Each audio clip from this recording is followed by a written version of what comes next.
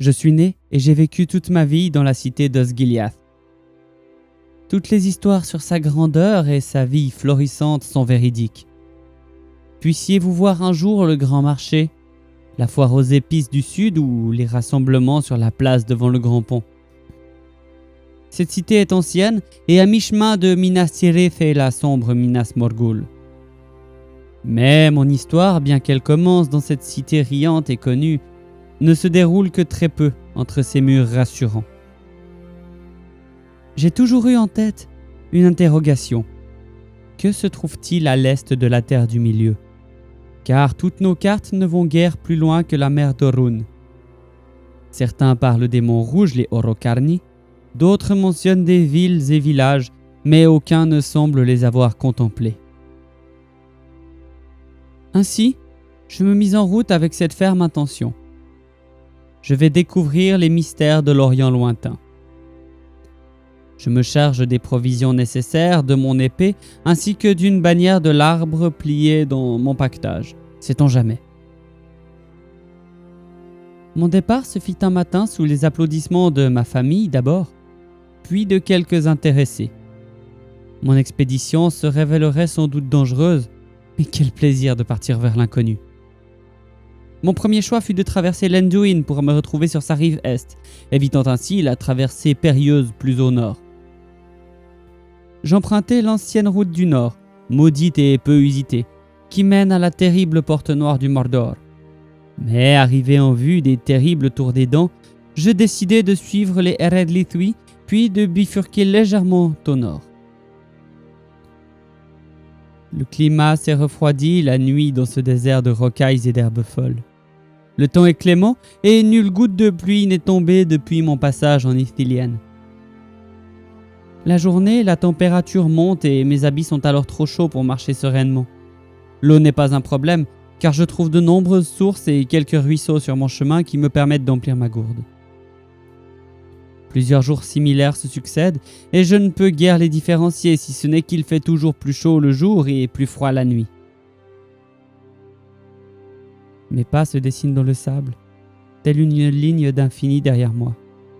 Je ne peux plus me diriger qu'aux étoiles et au soleil qui me fait cligner des paupières dans le matin et me réchauffe le dos alors qu'il s'apprête à passer au-delà de l'horizon. Et toujours mes pas se font le métronome de mon voyage sur la portée de sable, guidé par les clés de l'aventure. Les jours se succèdent comme les mesures répétées d'une grande pièce musicale. L'eau commence à manquer et le soleil frappe toujours plus fort. Ma bannière de l'arbre blanc s'est muée en voile afin de protéger ma tête de l'insolation, le mal qui guette tout homme exposé à trop de la lumière d'Arienne. Assoiffé, je vois au loin quelque chose qui semble d'abord étrange. Un silence dans la portée de mon voyage, s'élançant à la rencontre d'un suivant. Puis les noirs deviennent des croches alors que je cours à la rencontre de ce changement de tempo. Il y a là un petit lac, de la verdure et quelques animaux. Étranges chevaux que ceux-ci, d'un blanc immaculé, sont recouverts de lignes noires sur l'intégralité de leur corps. Je n'ai jamais vu leur pareil, et je gage que même les fiers cavaliers de la maison d'Eorl non plus. L'eau est la meilleure que je n'ai jamais goûtée. Elle a un goût de vie et redonne une cohérence à la portée qui guide mon voyage, vers l'est. Mais qu'il est difficile de quitter cette terre si prometteuse, si riante après l'overdose de jaune et de bleu durant tant de distance. Le vert me semble tellement bon au regard. Je m'endors alors sous l'un des grands palmiers qui se dressent près de l'eau. Je sombre dans un sommeil délicieusement réparateur, sans rêve, sans autre dérangement que les pas de ces chevaux étranges et de leur langue frappant l'eau, une berceuse à mes oreilles fatiguées. Le soir vient doucement quand je suis réveillé par un son des plus inattendus. Une voix humaine qui me parle dans une langue que je ne comprends pas au premier abord. Éveillant mes sens et ouvrant mes yeux, je comprends qu'il s'agit de la langue commune, avec un fort accent que je ne connais pas. L'homme qui se tient devant moi est habillé d'une longue toge blanche et porte un étrange chapeau. Il me demande si je vais bien et si j'ai besoin d'aide. Je reprends mes esprits et lui réponds que je cherche à aller à l'est afin de découvrir les mystères de ces terres. L'homme sourit, sans malice, et me dit s'appeler Hakoun. et être marchand d'étoffes. Il m'explique ma chance car cette oasis n'est pas toujours fertile et que les marchands n'y viennent que rarement pour cette raison. Toutefois, il devait y faire une pause avant d'aller en direction de la grande ville à l'est, qu'il nomme pour moi Kyogun. Je mis mon épée au service de sa caravane, surtout pour ne plus avoir à me soucier de l'eau et de la nourriture, vantant les mérites de l'acier du Gondor. Il accepta ma proposition avec plaisir car une caravane marchande n'est jamais trop protégée. Ainsi, je conversai 2 jours durant avec Hakoun. Il m'expliqua que la grande ville était immensément puissante et vaste, que tous les peuples s'y mêlaient et que des nains vivaient non loin dans les montagnes rouges, et même les premiers-nés y étaient venus et y vivaient.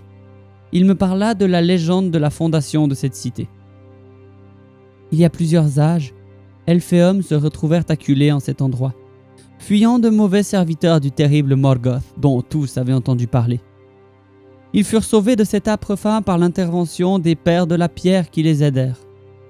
En signe de confiance mutuelle, ils érigèrent un mémorial dans la plaine, le mémorial des 3 peuples. La pierre fut petit à petit un repère pour les marchands, d'abord avec tentes et caravanes, puis certains décidèrent de rester, construisant les premières maisons en dur. Leur famille les rejoignit et on creusa de profonds puits pour ne jamais connaître la soif. Les hommes créèrent de grands canaux avec l'aide des nains afin d'irriguer les sols et de planter des graines dans le but de nourrir une population toujours plus nombreuse. Des filons d'or et de charbon furent découverts, des mines furent creusées, et la cité prospérait. De nos jours, me dit Hakoun, la ville était toujours gouvernée par le tribunal, composé d'un membre de chacune des races, un homme, un elfe et un nain, ce qui garantissait un équilibre en toutes choses. Ils étaient réélus tous les 5 ans, et autant les hommes que les femmes pouvaient s'y présenter. Cependant, depuis quelque temps, le temple de la ville, construit il y a bien longtemps, commençait à prendre une place de plus en plus grande dans les affaires politiques de la ville. Certains s'en méfiaient, mais n'osaient agir. D'autres n'en avaient cure. Quand nous arrivâmes en vue de Kyogun, mon souffle fut coupé. Des remparts si hauts qu'ils auraient pu faire passer Minas Tirith pour un poste de garde et Osgiliath pour un hameau sans importance. Il nous fallut presque 1 minute entière pour traverser ce titan de pierre et pénétrer sur une immense place, dont le centre était orné d'une statue représentant un homme sur la droite tenant une épée, un nain sur la gauche portant pioche et marteau, puis une elfe au centre, arborant une plume et un parchemin. Ainsi, en entrant dans la cité, tous pouvaient contempler la stabilité d'une économie basée sur les compétences différentes de chaque peuple. Des elfes, des nains et des hommes se pressaient sous des draps colorés tendus afin de les garantir de la morsure du soleil. Il régnait une activité grouillante et qui semblait au premier regard totalement chaotique.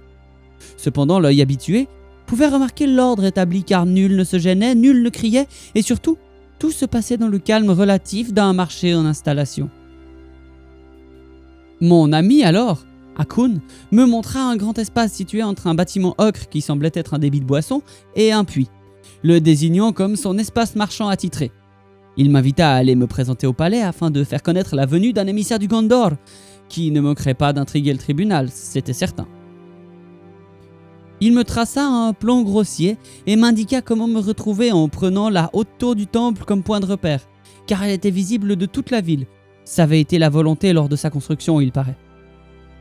Je déambulai un moment, découvrant les curiosités architecturales que ne manquait pas d'exposer une ville si insolite. Des bâtiments carrés se rapprochant de la façon des hommes du Gondor, portant des entrelacs elfiques. Des maisons élancées peintes de 1000 couleurs chatoyantes, arborant des runes manifestement naines, et tant d'autres belles choses à voir. Je remontai la grande rue en direction du palais, m'aidant du plan, et montai de vastes marches de grès, occupées par quelques marchands et personnes un peu moins recommandables. Arrivé en haut, j'avais compté 145 marches, et mon regard se posa sur 4 gardes en armure d'or et plumet rouge au casque. Ils étaient armés d'une longue lance et d'un large bouclier carré, arborant une fine étoile à 3 branches. Avant de leur adresser la parole, je me retournai vers la ville afin d'en embrasser la grandeur et la majesté. Je pouvais voir le temple sur une colline en direction du nord, le quartier du marché, près de la porte, loin à l'ouest, et étrangement un mur du côté sud, avec derrière quelques maisons faites de bois et visuellement moins cossues, Un quartier moins favorisé sans doute. Et partout, un océan de maisons, de toits à double pan, de toits plats et de toits bombés et arrondis. Je m'annonçai à l'un des gardes et fus sommé de laisser là toute arme en ma possession, avant d'être mené devant le tribunal de la cité, pour une question de sécurité, paraissait-il. Il faisait sombre, et l'intérieur du palais me faisait penser à la haute citadelle de Minas Tirith, en plus grand encore pourtant. Au bout de la longue allée, se tenaient 3 personnes assises dans des trônes. Je compris alors la signification de l'étoile à 3 branches, et le tribunal, 3 races. L'entretien qui s'ensuivit n'est guère intéressant à rapporter, car les seules courtoisies de mise furent échangées, et je n'en appris que très peu sur cet endroit, et n'obtins qu'un sombre silence en réponse à mes questions concernant le sud de la ville, le haut mur et ce qui s'y cachait. Une fois sorti, je recherchai une auberge afin d'y prendre une chambre ou un lit simple, afin d'y passer la nuit, qui garantissait d'être aussi froide que les précédentes. Alors que je descendais les marches, un homme me héla de l'arrière. Me laissant rattraper, je vis que mon interlocuteur avait l'œil clair et les cheveux sombres. Il s'agissait d'un elfe à n'en point douter. Il me fit signe de le suivre vers le sud du grand escalier. Il me prit la main et une fois dérobé à la vue des marches, il disparut dans les tortueuses ruelles, se perdant dans l'ombre de l'inconnu. Je n'ai vraiment pas compris ce qui m'était arrivé avant de sentir un morceau de parchemin que l'homme avait laissé dans ma main. Il ne contenait que quelques mots. Au premier puits, à la tombée de la nuit, pour des réponses. Je ne compris pas exactement ce que cela pouvait bien signifier, mais j'avais appris d'Akhun que le premier puits était une toute petite place qui figurait sur le plan que m'avait décidé mon ami. N'ayant rien à perdre, je décidai de rencontrer le mystérieux inconnu au moment noté. Cela flairait bon l'aventure, et cela me laissait surtout quelques heures pour découvrir cette ville si étrange pour moi. La nuit approchait alors que je pris le chemin indiqué par l'homme. La place était vraiment minuscule, et en son centre se trouvait un unique puits qui semblait délabré depuis longtemps et asséché. L'endroit était vide, et à la lumière évanescente du soir, même sinistre. Je me surpris à lancer des regards vifs aux sombres et hautes fenêtres des bâtiments alentours. Serais-je tombé dans un guet-apens ? Mais après quelques minutes d'une attente fébrile, l'homme de l'après-midi me retrouva, paume tournée vers moi, en un signe qu'il voulait rassurant. Il portait une large toche pourpre et une ceinture cuivrée. Il me salua de sa voix douce et me fit signe d'entrer par une porte qu'il avait ouverte, laissant s'enfuir une douce lumière dansante et très avenante. Il me dit effectivement être l'un des premiers-nés, que je pouvais l'appeler Laerion et qu'il était présent lors de mon audience de la journée. Il me dit avoir des réponses pour moi concernant le quartier du Sud. La ville n'est pas aussi équilibrée que le tribunal souhaite le faire croire, me dit-il. Cette gangrène a commencé il y a bien des années, mais nul n'y a prêté attention au début. Et quand les dirigeants ont enfin pris conscience de ce qui se passait, il était trop tard. Alors ils n'ont pas agi contre le mal, un mur fut élevé et le quartier sud fut mis en quarantaine.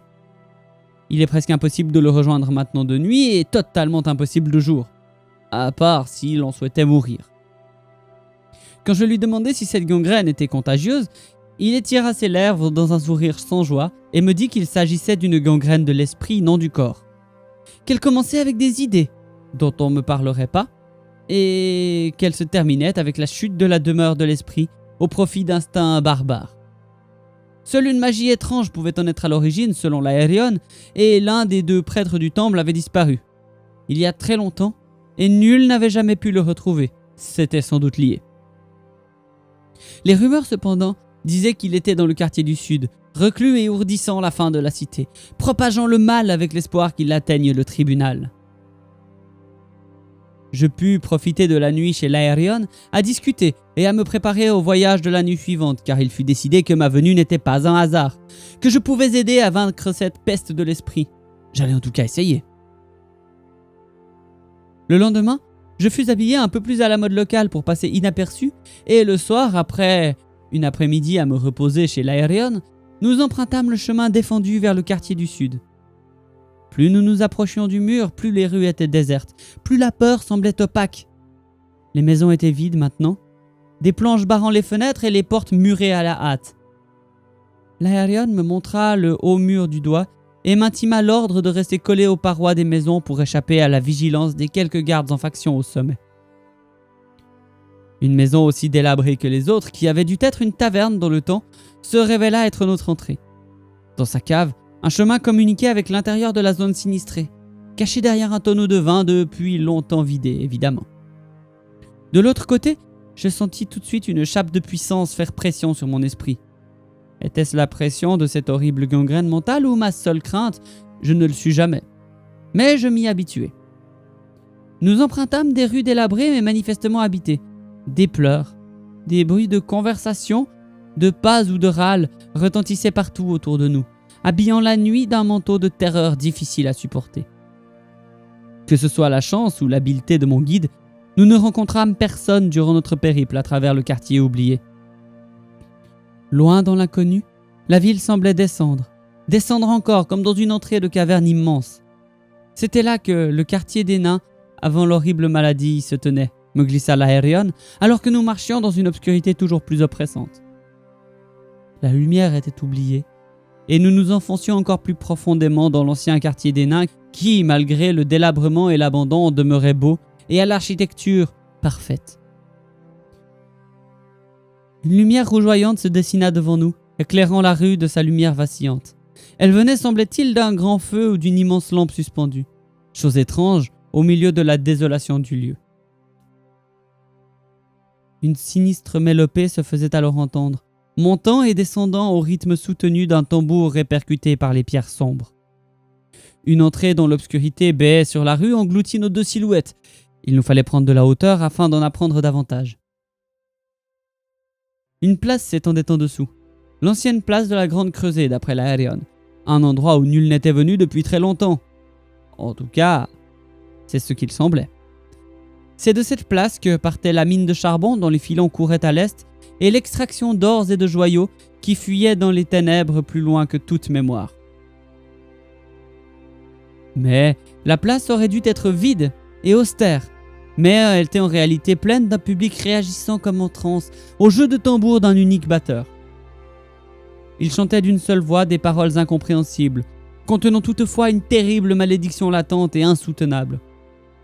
Après quelques minutes, un battement plus clair retentit, et 4 hommes encagoulés amenèrent un vieillard faible et d'une maigreur cadavérique ligoté à un trône étrangement ciselé. « Ruiné, qu'en est-il d'une seule voix maintenant ?» L'Aérion se pétrifia car il semblait comprendre ce qui se passait. Mais je tournai mon regard vers l'étrange attroupement et le vieillard semblait se tordre de douleur, comme si quelqu'un essayait littéralement de pomper son sang hors de ses veines. Il ouvrit la bouche dans un cri muet. Son visage faisait peur à voir. L'Aérion me fit signe qu'il était temps d'y aller. Alors, emplis d'un courage que nous ne comprenions pas forcément, nous dégainâmes nos lames et sans un bruit nous glissâmes jusqu'au dernier rang. Nos épées chantèrent à l'unisson quand elles passèrent au travers des robes de 2 étranges hommes qui n'eurent même pas le temps de hurler. L'Aérion se jeta en avant, en direction du bûcher et de la chaise du vieillard, lançant un hurlement « Aure Entuluva Haï !» Il se redressa et ôta sa toge. Dessous, il était entièrement vêtu de mailles brillantes qui portaient un unique symbole, une étoile aux multiples branches.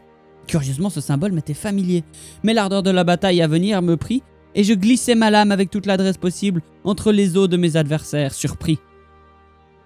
L'Aérion détacha le vieillard et commença à se battre pour libérer son chemin, hurlant toujours à chacun de ses coups « Aure Entuluva !» À chaque cri, l'obscurité semblait reculer, alors je l'imitais, ce qui embrasa mon courage et me permit d'ouvrir un chemin à l'Aérion et au vieillard qui s'appuyait maintenant sur l'épaule de l'elfe.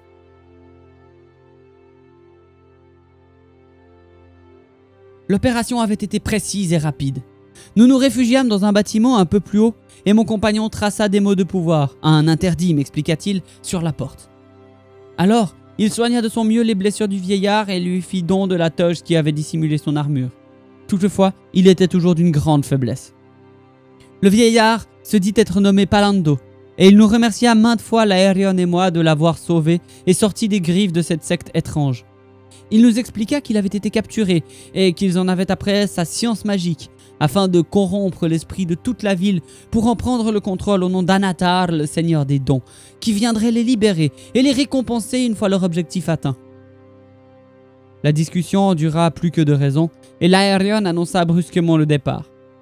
Mais à peine avions-nous franchi le seuil qu'un trait guidé par le destin atteignit l'Aerion à l'épaule gauche. Il vacilla mais tint bon. Nous forçâmes le pas jusqu'à l'air libre, mais là, plusieurs dizaines de fidèles nous avaient rattrapés et la mission fut bien près de rater car l'Aerion commençait à vaciller.